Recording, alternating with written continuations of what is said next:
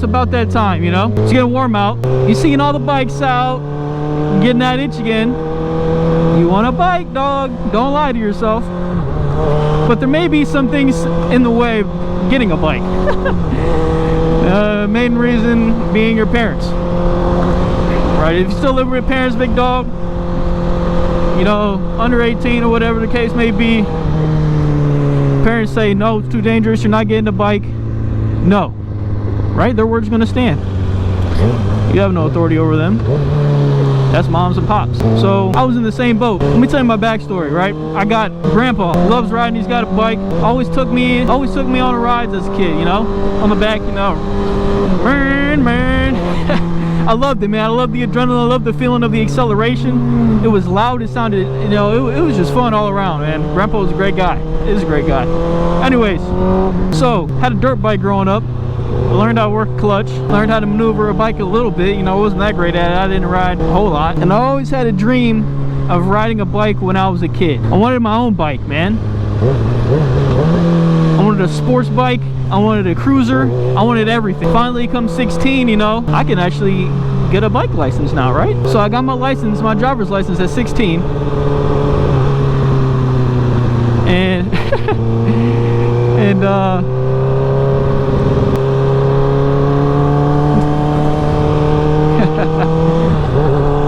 I got my driver's license at 16, and I started like thinking, like, I want to get my bike license now. I was riding my dirt bike around a small little front yard, backyard, up and down this neighborhood street, trying to scratch the itch, but it wasn't scratching, man.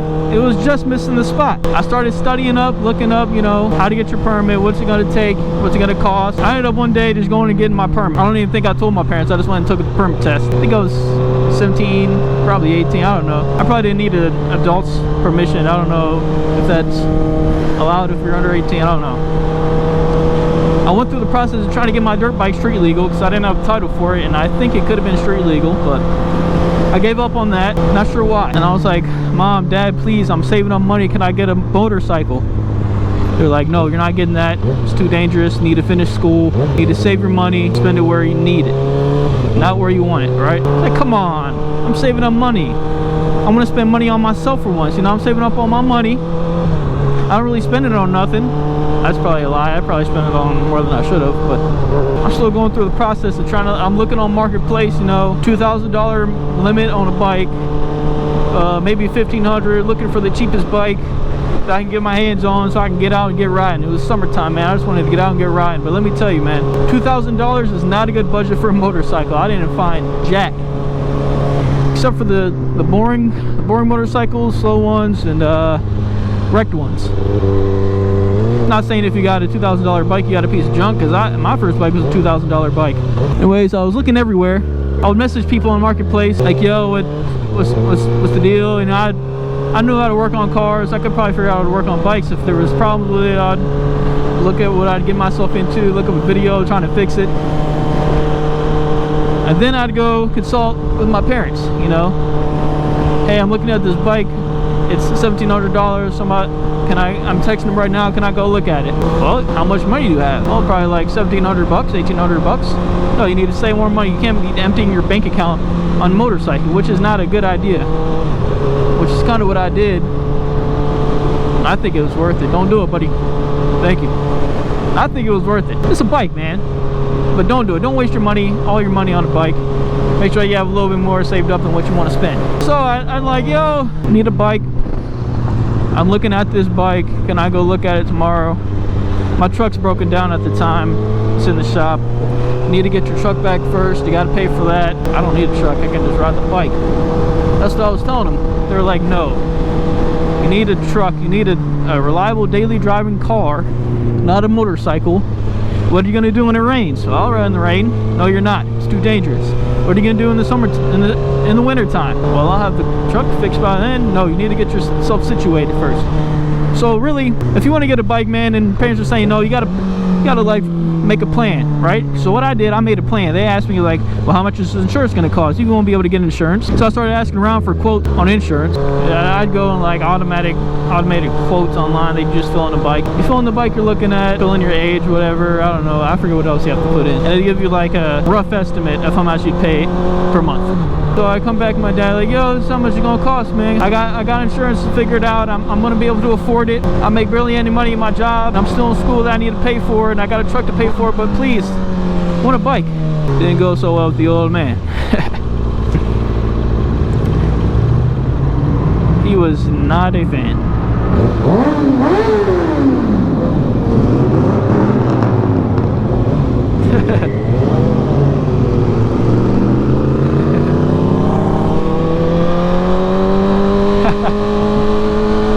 Anyway, I texted a lot of people, looked at a lot of bikes on Marketplace, didn't ever really go look at any except for the one that I bought. I came up with a plan. I came up with how I'd pay for insurance, how much it was going to cost. I already have my permit. I told them that. You know, I've been studying, looking up how to ride safe, you know, all the things I need to be looking out for on a motorcycle, and just safety tips, you know, how to ride on the street, because I never rode on the street before. I've only rode dirt, grass, and you know, streets that didn't have traffic.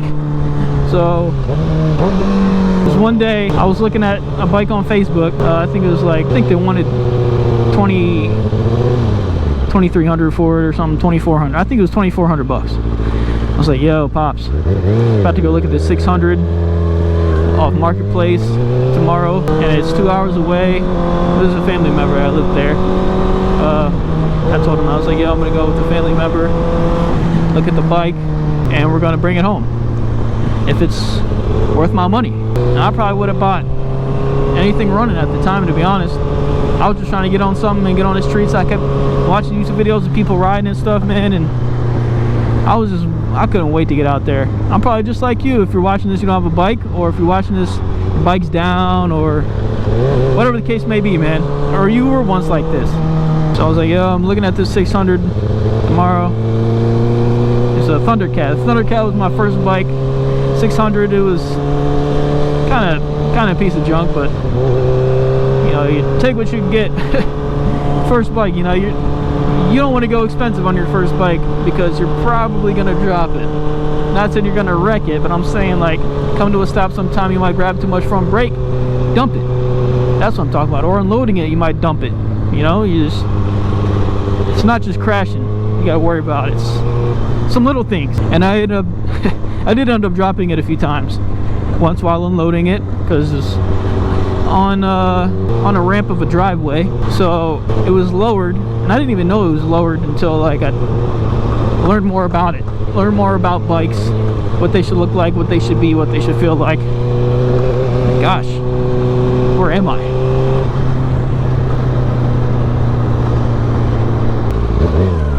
So I ended up dropping it.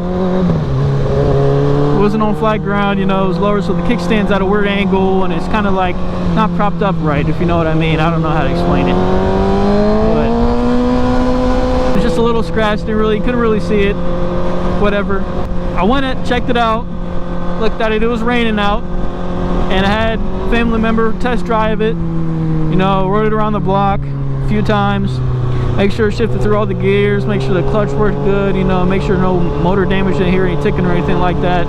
You know, just the main things to check. Came back, he's like, all right, well, we'll think about it and we'll get back to you. Meanwhile, we went to go play some pool at the local bar.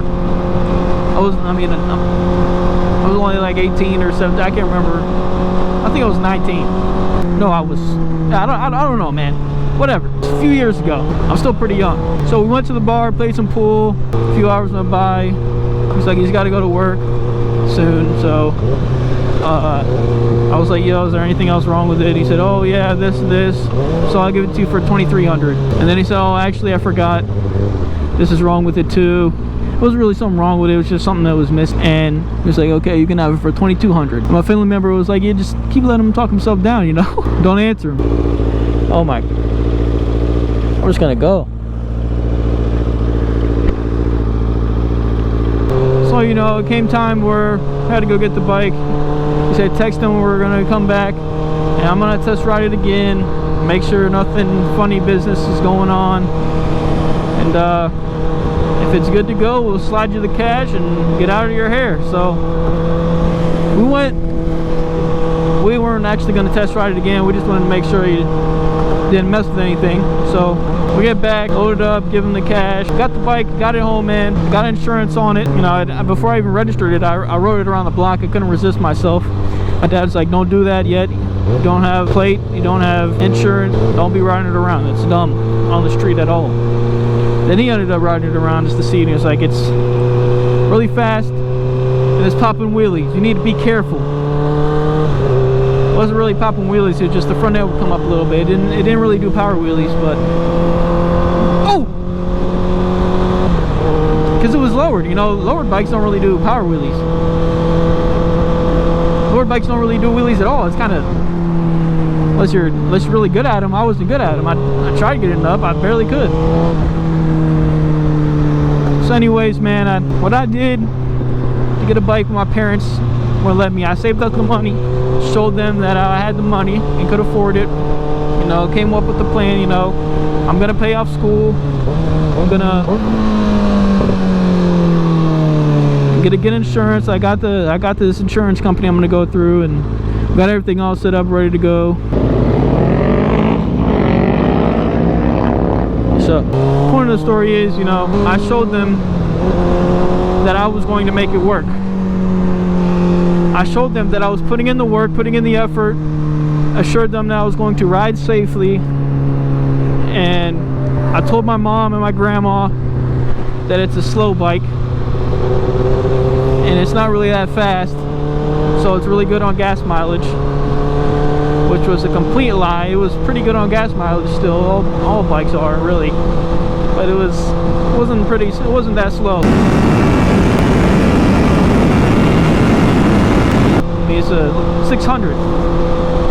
600s ain't really that slow. There's nothing you need to do when you're buying a bike for the first time, man. Buy all your gear first. It is probably going to be just as expensive as the bike, which in my case it wasn't really. All I bought was like a $30 pair of gloves, which these pieces of junk, you could tell I had these for a while, and a probably like $200 helmet that I got on sale for like $100 at a discount store. You know, I got a visor. One got me a tinted visor, put on the helmet. I didn't have a jacket at the time. I don't really think about a jacket. I don't know why. I should have. It's the best investment you can have, man. And I've been riding for some years now, and I always tell myself I don't like going anywhere without a jacket, even if it's a 10-minute ride, because that 10-minute ride could be the one time you go down. And I've been down before, man. It was on that bike. I went down going around the corner. It was raining. I was on the highway, going from highway to highway. It was this big curve. I thought it was good. I was leaning, and I was leaning the bike hard, and I didn't see the street being wet where I was. So I thought maybe it was gravel, because there was a bunch of rocks in my shoes when I got up. So I was coming around this turn. I believe I gave it too much throttle, especially for the conditions, you know, being it's raining off and on.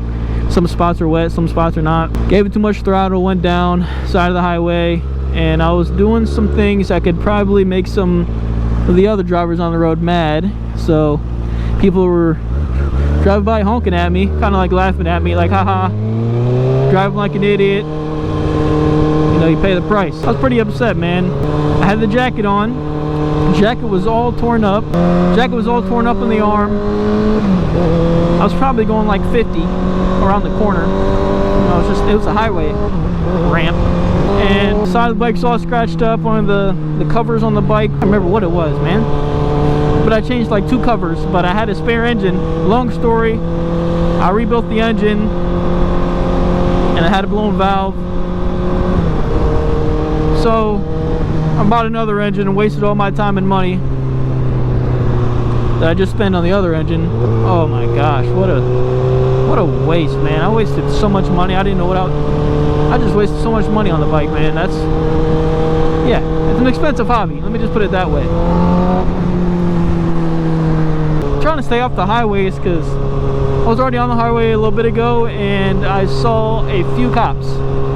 Not looking to really get into any trouble here, so let's try to stay away from the copper areas. I ended up having the spare parts on the other engine, bought some gaskets, put the covers on, no problems with it except for the fairing damage and a bent handlebar, and the end of the brake lever broke off, like the little ball in the end. I didn't care, I kept riding, man. Rode with a bent handlebar and a broken brake lever, which is not safe at all. If the handlebar breaks off, anything could happen. Throttle cable could pull out all the way and I could get stuck, you know, could fall down, you know. I wouldn't be able to flip the kill switch. Kill switch is right there. Anyway, this is just a dangerous situation I was putting myself in every day.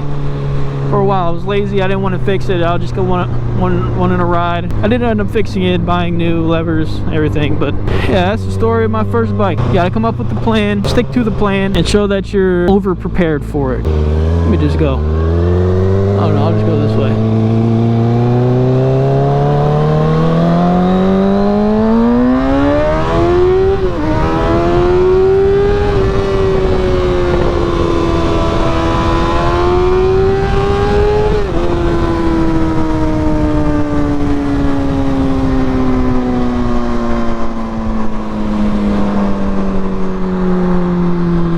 Yeah, if you're in the market for a bike, you should definitely get one. Definitely convince your parents. Definitely come up with that plan. Let me know what you think about the advice. Let me know your advice. Drop some advice for new riders down below, man. One of the biggest things you can do to get a bike though is get right with the Lord and ask the Lord for it. The Lord's not going to give you nothing that you're not ready for. Anything that happens down on this earth has to go through the big man above first. So I suggest you get right with him. Try to show him that you're worthy of the bike. I'm gonna pull in this ghetto gas station. Fill up a little bit.